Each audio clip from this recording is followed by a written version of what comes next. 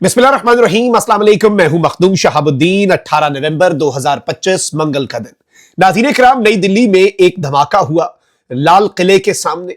फिर उस धमाके के बाद की सूरत हाल आप सबके सामने ही है कि किस तरह से उसके बाद श्रीनगर में जो एक्सप्लोजिव्स हैं वो ब्लास्ट हुए एक पुलिस स्टेशन में। और इस वक्त भारत की जो नेशनल इन्वेस्टिगेशन एजेंसी है उसकी तहकीकात तमाम तर ये जो इंसिडेंट्स हैं इन्हें जैश और लश्कर के साथ कनेक्ट कर रहे हैं। और रोजाना की बुनियाद के ऊपर भारत में कोई ना कोई नई डेवलपमेंट ऐसी सामने आ रही है जिसे पाकिस्तान के साथ और जैश और लश्कर के साथ कनेक्ट किया जा रहा है।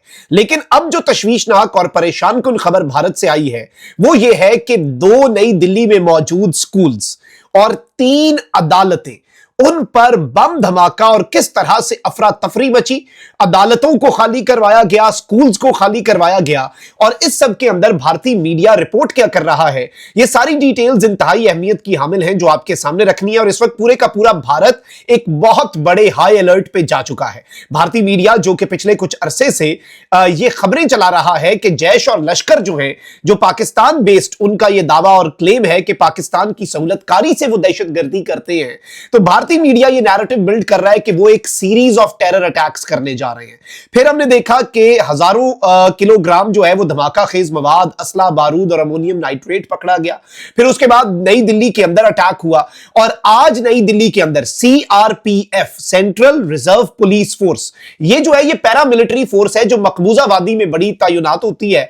मकबूजा वादी में जम्मू कश्मीर पुलिस है, फिर सीआरपीएफ है और फिर इंडियन आर्मी है। सीआरपीएफ से ताल्लुक रखने वाले 2 स्कूल्स, जैसे इदारों के मुख्तलिफ अपने स्कूल्स होते हैं वहां पर, और इसके साथ ही साथ 3 अदालतों में क्या कुछ हुआ, मैं सारी डिटेल्स आपके सामने रखने जा रहा हूं। लेकिन अगर अभी तक आपने इस वीडियो को लाइक नहीं किया तो लाइक जरूर कर दें। कमेंट सेक्शन में पाकिस्तान जिंदाबाद का नारा आपने जरूर लिखना है। और जिन लोगों ने चैनल को सब्सक्राइब नहीं किया उनसे मेरी यह दरखास्त है कि चैनल को भी लाजमी सब्सक्राइब कर लें।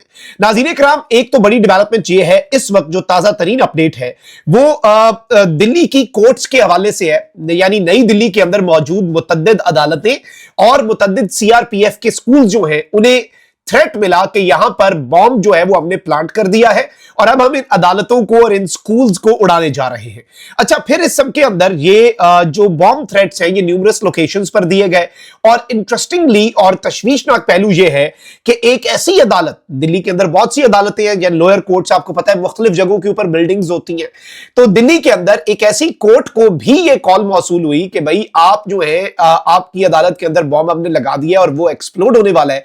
जहां पर लाल किले के अंदर होने वाला जो धमाका है उसका एक सस्पेक्ट आज पेश किया जाना था। इससे यह मामला जरा मजीद पेचीदा हो जाता है। अच्छा, डीडब्ल्यू जर्मन जरीदा क्या कह रहा है कि bomb threats were called into several court houses in Indian capital, Indian media reported. इसके साथ ही साथ 2 स्कूल जो हैं जो इंडिया की आर्म्ड पुलिस यूनिट सीआरपीएफ के हैं उन्हें भी आया। और इस सब के अंदर इवन मैं आपको यह बता दूं कि कोई बाद में इन्होंने फौरी तौर पर अफरा तफरी मची, कोर्ट प्रोसीडिंग्स रोकनी पड़ी, चंद घंटों तक पूरी बिल्डिंग्स का इन्होंने जायजा लिया, तलाशी ली। सीआरपीएफ के स्कूल्स जो हैं वो हाई अलर्ट पे चले गए क्योंकि आप अंदाजा नहीं कर सकते कि कितने ज्यादा अहलकार जो हैं वो इसमें मारे जा सकते थे।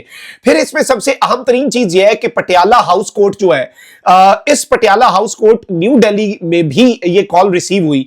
और इसमें सबसे अहम तरीन चीज यह है नाज़रीन इकराम कि इंडिया ने कल ही यह दावा किया कि हमने एक और कश्मीरी रेजिडेंट जो है उसे गिरफ्तार कर लिया है, हमला आवर जो है उसकी मदद करने के जुर्म में।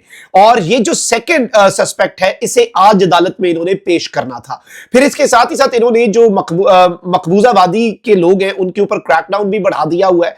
फिर and on the other hand इन्होंने कल ये दावा किया कि ये जो हमला आवर है उसका नाम जो है वो भी हम सामने ला रहे हैं और हमला आवर की हमने डिटेल्स भी हासिल कर ली है।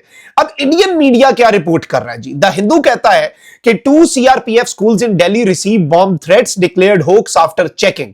और ये कहते हैं कि schools located in Prashant Vihar and Dwarka receive bomb threat calls around 9 AM। ये दोनों स्कूल जो हैं ये नई दिल्ली के किस किस एरिया में, प्रशांत विहार एरिया और द्वारका एरिया में मौजूद थे।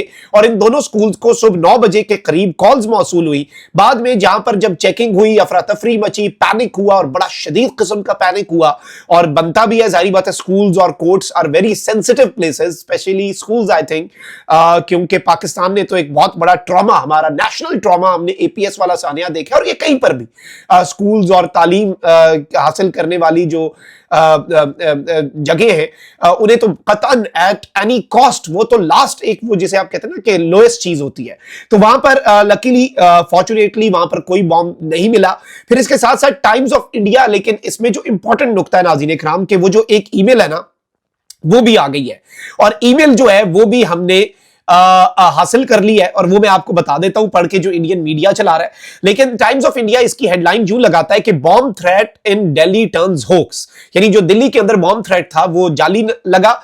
2 सीआरपीएफ के स्कूल्स और 3 कोर्ट्स जो हैं they receive Jaish-e Mohammed mail, major security alert sounded after Red Fort blast. ये कह रहे हैं कि जी ये जैशे मोहम्मद इसके पीछे है, और इसके साथ ही साथ जो ईमेल है वो नाज़रीन इकराम दिल्ली पुलिस की ऑफिशियल जो ईमेल है उसके ऊपर आई, और ये basically I Delhi police delpol@delhipolice.gov.in, इसके ऊपर ये एक ऑफिशियली इन्होंने ईमेल भेजी। ऑफिशियल ईमेल पे सब्जेक्ट क्या था इसका ईमेल का? ऑर्डर, यानी ये हुक्मनामा था, और कहा गया good morning India, due to the continuous injustice to the people of Allah in Allah's court, Allah versus Bharat, Allah, this court seeks appropriate evidence against the Indian government and orders the bomb destruction of the court complex in Delhi, Patiala Road, Rohini Socket. The Dwarka court is effective with immediate effect today. Order dated 18/11/2025 of the court of Allah. इन्होंने ये कहा कि भाई भारत के लोगों, भारत के अंदर जो लोग हैं उनके साथ जुल्म हो रहा है, और ये अल्लाह की अदालत का ये हुक्म है। अब ये इसकी ऑथेंटिसिटी कि भाई ये किस ग्रुप की तरफ से आया ये अभी तक ऑफिशियली, क्योंकि ऑब्वियसली इंडियन मीडिया की क्रेडिबिलिटी भी एट स्टेक है।